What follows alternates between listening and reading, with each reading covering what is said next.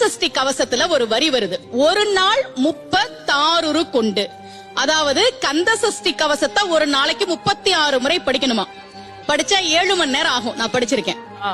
ஆனா கலியுகத்துல கந்த சஷ்டி கவசத்தை ஒரு நாளைக்கு 36 முறை படிக்கிறதுக்கு நேரம் இருக்காதுன்னு தான் அதுலயே சூட்சுமமாக ரகசியமாக ஒரு விஷயம் சொல்லப்பட்டிருக்கு.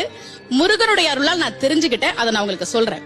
ரவண பவச ரரரரரரரா ரிவன பவச ரிரிரிரிரிரி, இதுக்கெல்லாம் என்ன அர்த்தம் நான் தேடி தேடி தேடி முருகன் அருளால் தெரிஞ்சுக்கிட்டேன்.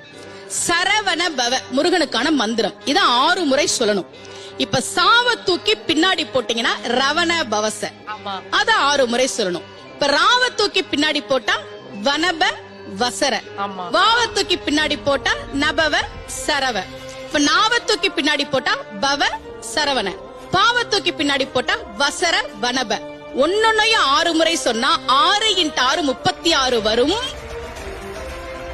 இப்படி சொன்னால் 5 நிமிஷத்துல சொல்லிடலாம். கந்த சஷ்டி கவசத்தை 36 முறை சொன்ன பலன் கிடைக்கும்.